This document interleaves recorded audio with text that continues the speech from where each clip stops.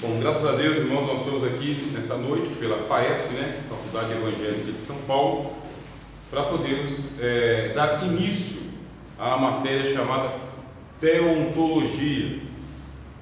Por quê? Porque nós estamos aí com escatologia, vamos ter que voltar com essa matéria depois, tá bem? Uma determinação da FAESP. Nós vamos aqui iniciar com Teontologia, depois a gente volta com escatologia. O que é teontologia? Mais uma vez, a gente está utilizando aqui os radicais do grego. Nós temos aqui Theo, que é Deus, ontos, que é o ser, e logia, que é o estudo. Portanto, o estudo sobre a pessoa de Deus. Isso chama-se teontologia. Outros cursos chamam essa matéria de teísmo. Teísmo, que é o mesmo conteúdo, é o estudo sobre Deus. E alguns cursos usam teodiceia, que é o estudo sobre a justiça de Deus, o Deus justo. A FAESP usa teontologia. Vamos estudar sobre a pessoa de Deus. Nós não vamos estudar Deus. Deus está para além da nossa competência de estudos, para além. E nós precisamos ir no passo a passo. Como eu disse para os irmãos nas aulas passadas, eu escrevi esse livro, que é o livro Deus é Pai, e esse é um livro de teontologia. Quem já adquiriu o livro, quando folheia, vê os títulos, são 13 títulos, tá bem? Que nós vamos falando sobre Deus, fala sobre Deus. Aqui, perguntamos, Deus pode ser conhecido? A incomunicabilidade de Deus, a eternidade de Deus, o conselho da eterna trindade, a paternidade de Deus, a espiritualidade de Deus. Deus é um abismo, Deus é um absurdo, Deus é o Criador da sabedoria, Criador do vazio, Criador dos anjos, Criador do mundo e Criador da humanidade. Então, esse livro nós lançamos para a editora Gramata, também, com o pastor Jean, e está disponibilizado. Por enquanto, o livro texto de vocês ainda não chegou, mas está a caminho, vai chegar, tá bem? E vocês vão fazer uma boa leitura. Quem quiser adquirir esse livro aqui é só conversar comigo hoje ainda, tá bem? Aí o que acontece? Deus, se Deus ele fosse um objeto de conhecimento fácil, todo mundo teria conhecimento sobre Deus, todo mundo. Mas não é o caso, porque Deus ele se esconde. Isso está escrito no livro do profeta Isaías. O profeta Isaías falou que Deus é um Deus que se esconde. Pode ser, Deus é um Deus que se esconde. Quer dizer, você não vai encontrar ele na prateleira. Não vai encontrar ele na prateleira. Se fosse de fácil definição, não existiriam aí grandes religiões e milhares de seitas e muita incredulidade sobre Deus. Isaías está certo. Deus se esconde. Mas se esconde onde? Deus se esconde nele mesmo. É uma figura de linguagem. A gente já começa a compreender. O que acontece? Deus, ele possui atributos. Aí eu vou falar algo para vocês que é para escandalizar. Dificilmente você vai estudar teontologia e não vai ficar abismado. Você vai ouvir falar sobre os atributos de Deus. No plural, tá bem? Atributos. Aí tem o S aqui, no plural. E a teologia faz uma divisão entre atributos naturais e atributos morais, tá? Aqui, atributos naturais e atributos morais.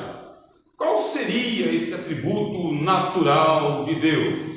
Aí o pessoal vai falar que o atributo natural de Deus é a sua onipresença, onipresença, onisciência, onipotência. Tá vendo? Oni, que significa que ele reúne omnis, tudo. Isso é uma palavra do latim, omnis. Tá bem, Tá aqui, omnis. No latim, omnis significa tudo. Então ele é todo poderoso. Ele é todo conhecimento, Ele é todo presença. São atributos naturais de Deus. Depois, alguns atributos chamados de morais. Por exemplo, justiça. Justiça. Amor. Santidade. Não estão todos aqui, tá? São só exemplos, no livro vocês vão ler melhor. Deus, ele possui atributos, no plural, que é dividido em atributos naturais e atributos morais. Só que essa divisão, ela é didática. Ela é didática. Por quê? Não tem como você estudar sobre Deus se você não dividir o assunto em pedaços. Você divide em pedaços, aí você estuda pedacinho por pedacinho e depois você ajunta. Isso chama-se logia, ó. Logia. É da palavra logia que surge a palavra lógica, ó. Lógica. Para você entender tem que ter uma lógica. Como Deus tem muitos atributos, muitos, eu uso uma tabela. E nessa tabela eu vou colocar nessa tabela qual que é o atributo natural e qual que é o atributo moral. Mas só que a teologia, ela não é de um teólogo só. Ela é de centenas de escolas. E os teólogos divergem. Eles não concordam. Por quê? Como que o atributo de santidade não é um atributo natural? Deus não é naturalmente santo? Deus é naturalmente santo. Deus não é naturalmente justo? Deus não ama naturalmente? Ama. Então eu pego essas palavras e coloco para a tabela do lado de cá. Pronto. Assim como ele é onisciente, onipotente, onipresente, ele é santo, ele é justo, ele é amor. Essa tabela, ela é didática, para você começar a entender. Lembrando que nós estamos no nível básico do curso. Tá bem? Ele é nível básico, mas como eu expliquei para os irmãos, o conteúdo a gente vai avançar bastante, para que quando você for fazer lá o bacharelado, a sua base seja boa. Seja boa. E conforme nós vamos avançando no estudo da teologia, nós tiramos o S, tiramos os atributos naturais, tiramos os atributos morais, e nós dizemos que Deus tem um atributo, só um atributo. E por quê? Porque Ele é um. E sendo Deus um, portanto Ele mantém a unidade, unidade. Como assim? Deus não pode ser santo e não ser justo, certo? Ou seja, a santidade de Deus, ela é justa, e a justiça de Deus é santa. Não tem como separar justiça e santidade. Não tem. Não tem como separar onipresença de onipotência. Ele não pode ser onipotente agora e onisciente depois. Aonde está a onipresença de Deus, ali está a onipotência. Aonde está a onipotência de Deus, ali está a sua onisciência.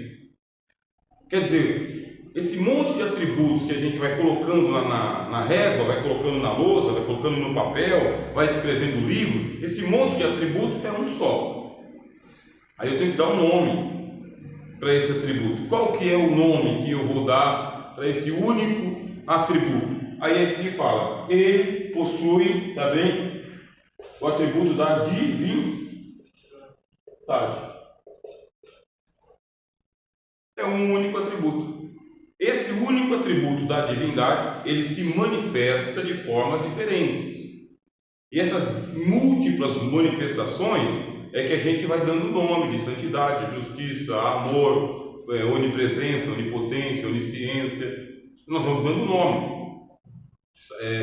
Aí desses nomes, tá bem? Desses nomes, os judeus, pelo Velho Testamento, eles possuem 72 nomes divinos, ou seja, Deus se manifesta através de 72 nomes.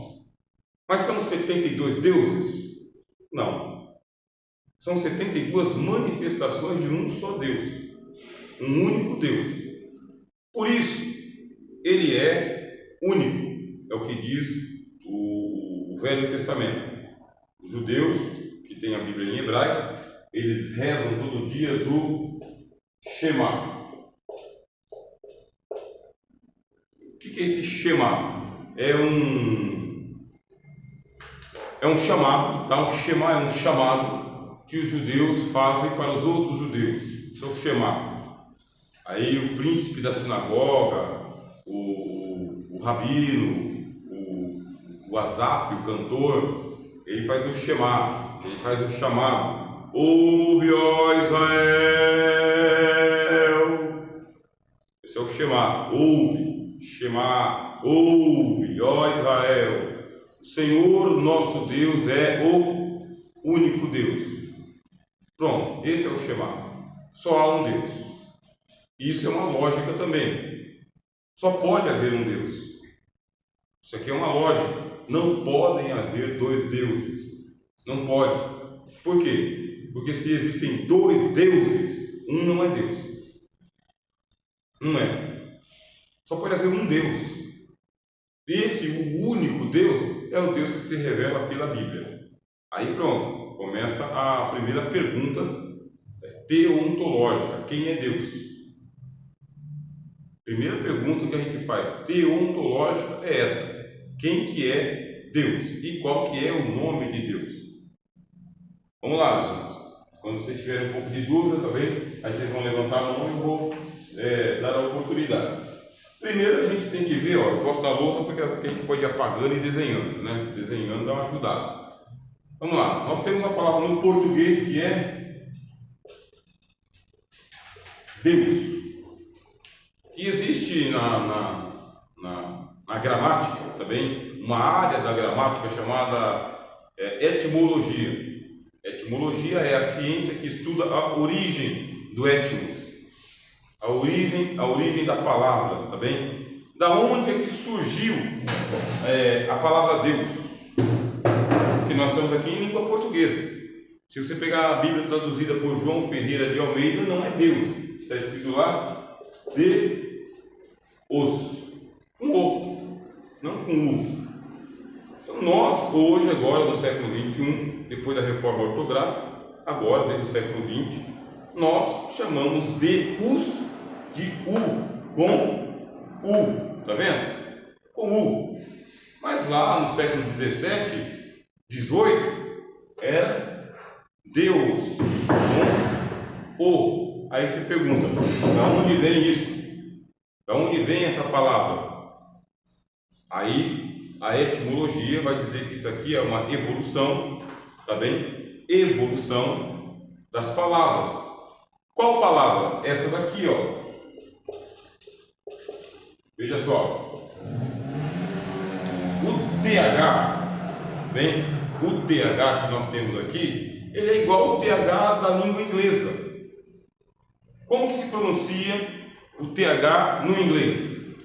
T. Tá? TH é D. É a letra D. Só que essa é a letra D lá para os saxões, os anglo-saxões.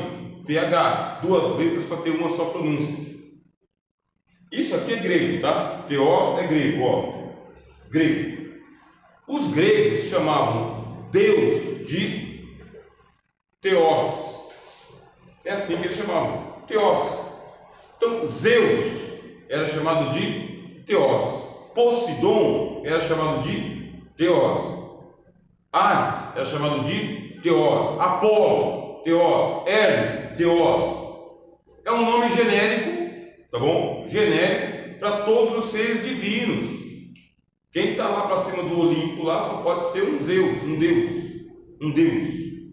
E os gregos usam a palavra Theos. Por isso, quando a Bíblia foi traduzida do hebraico para o grego, vocês lembram disso que eu já falei, né? A Bíblia foi traduzida primeiro do Velho Testamento, do hebraico para o grego. Na hora que aparecia a palavra Elohim, tá? No hebraico, ó, Elohim,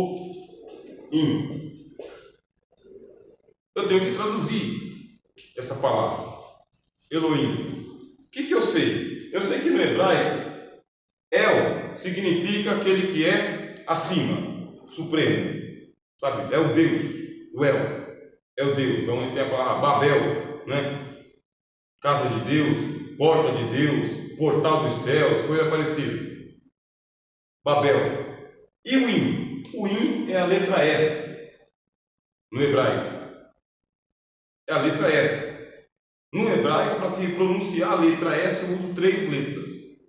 Aqui, ó, Elohim. Se fosse no singular, eu escreveria Eloá. Aqui, ó, de novo, Deus, no singular, Eloá. Mas só que o Velho Testamento escrito em hebraico chama Deus de Elohim. Quer dizer, deuses. Deuses, e não Deus. Ele não é Bará, é Bereshit, Bará, Eloá. É Bereshit, Bará, Elohim. No princípio criou deuses. Aí você fala, mas por que os judeus usam o nome Elohim para Deus, sendo que só tem um Deus, concorda? Por que usa a palavra deuses e não Deus? Por quê? Porque os 72 nomes de Deus, com todos os atributos de Deus, que são inumeráveis, todos estão resumidos em um só nome. É um mistério. É o mistério do Espírito Santo, quando Moisés está escrevendo a Bíblia. Eu tenho que ajuntar todos os nomes possíveis e pensáveis de Deus em uma só palavra. Qual palavra? Elohim. Pronto. Eu já sei que aqui eu estou também mexendo com um atributo de Deus chamado, já vou falar daqui a pouco, ó, transcendência. Ó, transcendência. O que significa transcendência? Transcendência significa que Deus está fora do universo. Deus está fora do mundo. Transcendência é Deus nele mesmo. Quando o profeta Isaías disse, Deus é o Deus que se oculta, é o Deus que se esconde. Eu perguntei para os irmãos, se esconde onde? Nele mesmo. Deus se esconde nele mesmo. E como que ele faz para se esconder nele mesmo? Atributo de transcendência, quer dizer, fora do mundo. Se você pegar aqui uma nave interplanetária, interestelar e sair do universo, você pode ir até o final do universo e não acha Deus. Deus não pode ser achado materialmente, fisicamente, matematicamente, nem quanticamente. Não pode, por causa desse atributo aqui de transcendência. Ele criou todo o mundo e o livro de Jó fala que ele pesa o mundo na palma da mão. Infinito. Mais que infinito, hein? Deus é mais que infinito, porque Deus criou o infinito. Como Deus criou o infinito, ele é maior do que o infinito. Eu não posso dizer que Deus é infinito. Porque quando eu digo que Deus é infinito, qualquer vez que eu falo o seguinte, Deus é, eu limito ele. Deus é santo, quer dizer que eu limitei ele na santidade. Da mesma maneira da sabedoria, né? É o mínimo que eu consigo falar, ou o máximo, na verdade, né? Deus é justo, eu limitei ele ao conceito de justiça. Deus é amor, eu limitei ele à palavrinha amor. Deus é luz, eu limitei ele à palavrinha amor, a luz. Não, ele é o criador da luz. Ele é o criador do amor. Ele é o criador da santidade. Ele é o criador do infinito. Ele é o criador da eternidade. Ele que criou essas virtudes. Ele que criou.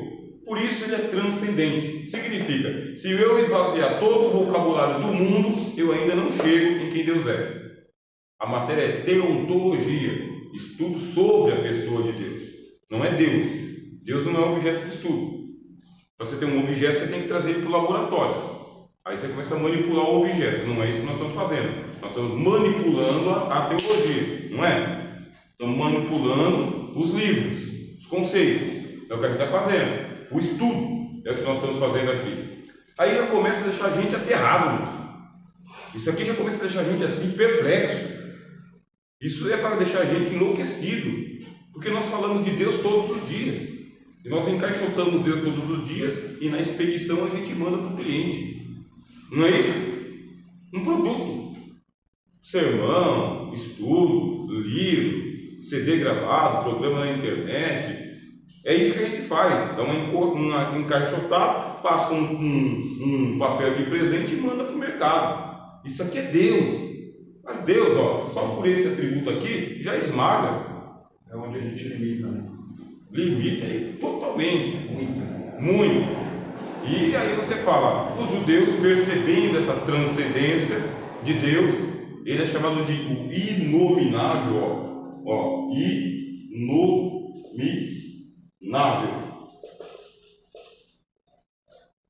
Quando o Apocalipse fala que ele tem um nome que ninguém conhece, senão ele mesmo, é isso.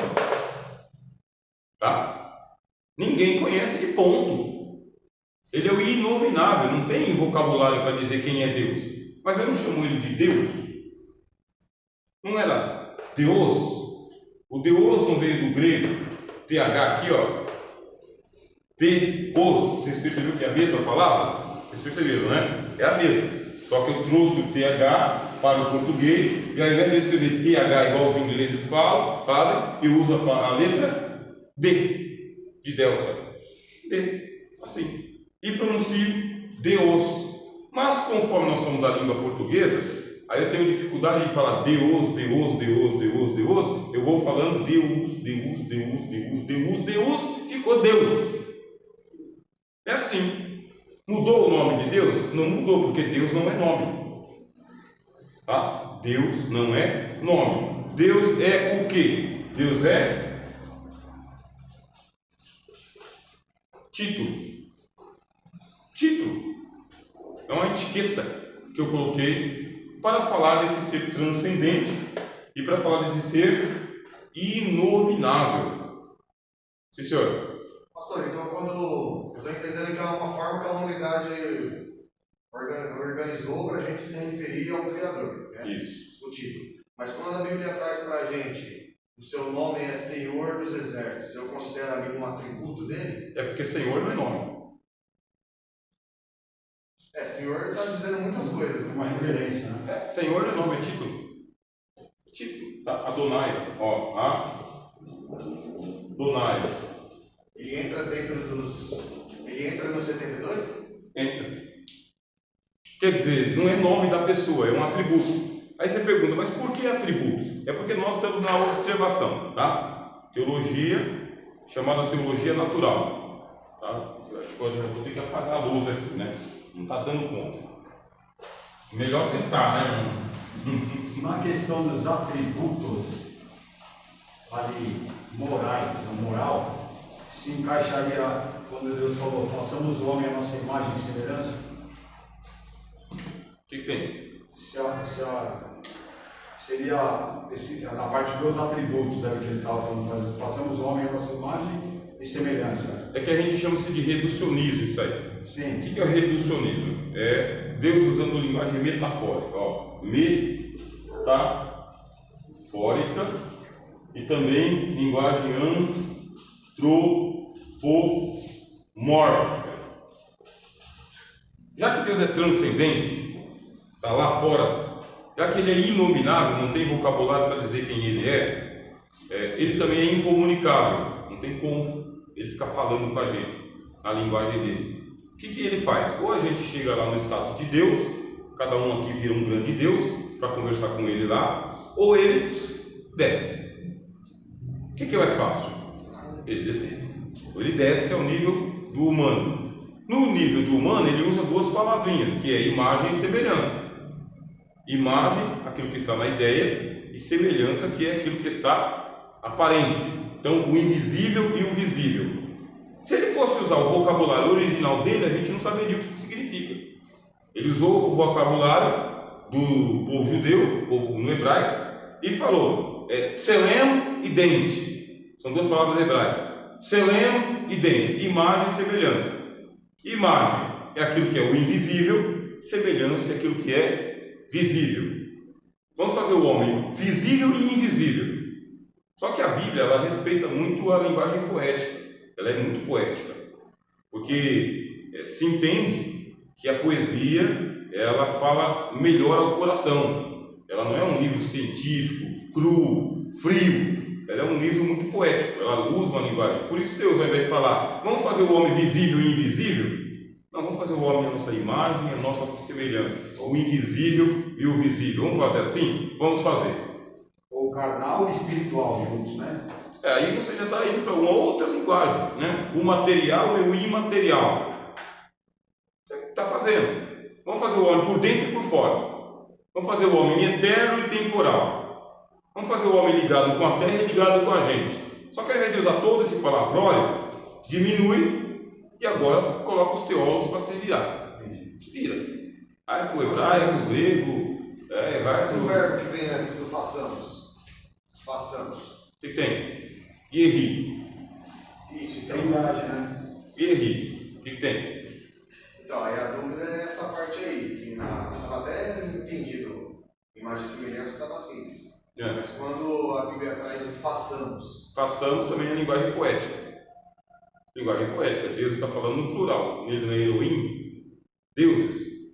No plural. Sim. Então façamos é outra linguagem poética transcendente também. Se ele é o único que está fazendo sozinho, por que ele falou, vou fazer? Quem é esse façamos? Quem é que está com ele? Hoje nós sabemos que quem está com ele é o Filho e o Espírito Santo. Mas lá no Velho Testamento não está claro. Se tivesse claro, o judeu tinha se convertido. Não. Se o Velho Testamento deixasse a doutrina da Trindade clara e esclarecida, os judeus tinham se convertido. Não está claro no Velho Testamento, está claro para a gente, que aceitou Jesus. Eles nem tinham o Espírito Santo para convencer. Não tinha. Não tinha os apóstolos, não tinha o Evangelho, Jesus não veio ainda, rejeitaram Jesus, não recebem o Espírito Santo, não aceitam o Novo Testamento, portanto, eles não enxergam ali a Trindade. Eles não enxergam. Eles enxergam o quê? Linguagem poética. Só isso. Só que é uma linguagem poética transcendente. Transcendente quer dizer que Deus está falando no plural. E por que Deus está falando no plural? Por quê? Aí a gente faz essas perguntas na teologia. É o lugar de fazer a pergunta. É aqui. Deus está falando no plural por quê? Porque ele é transcendente.